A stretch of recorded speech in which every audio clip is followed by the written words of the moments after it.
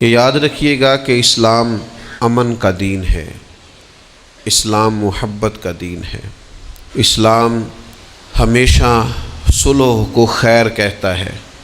لیکن ایسا نہیں ہے کہ دشمن ہتھیار اٹھا لے، دشمن بغیر کسی دلیل اور بغیر کسی ثبوت کے جارحیت کا مظاہرہ کرے، تو اسلام پھر بھی یہی کہتا ہے کہ تم نے صرف صلح کرنی ہے۔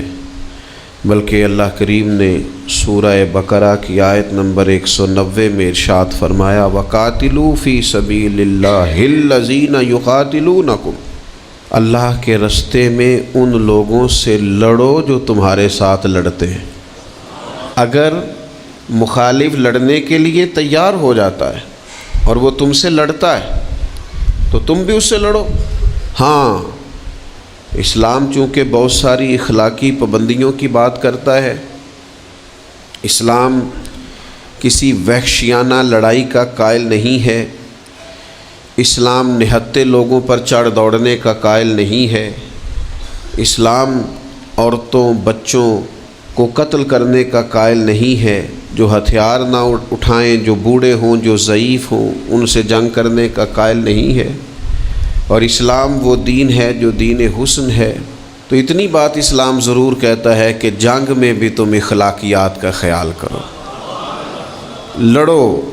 وَقَاتِلُوا فِي سَبِيلِ اللَّهِ الَّذِينَ يُقَاتِلُونَكُمْ، اللہ کے رستے میں ان لوگوں سے لڑو جو تم سے لڑتے ہیں۔ وَلَا تَعْتَدُوا، لیکن حد سے نہ بڑھو، کوئی زیادتی نہ کرو۔ إِنَّ اللَّهَ لَا يُحِبُّ الْمُعْتَدِينَ، بے شک اللہ حد سے بڑھنے والوں کو پسند نہیں کرتا۔ تم زیادتی نہیں کرو گے، تم حدود سے تجاوز نہیں کرو گے، تم اخلاقی حدود کی پابندی کرو گے، تم جنگ بھی کرو گے تو پھر اس کے وہ جو ہمارے ہیں ایک محاورہ بولا جاتا ہے کہ محبت اور جنگ میں سب جائز ہے، تو یہ غلط ہے۔ سب جائز کہا ہے، جنگ کے موقع پہ بھی کہا وَلَا تَعْتَدُوا، حد سے تجاوز نہ کرو۔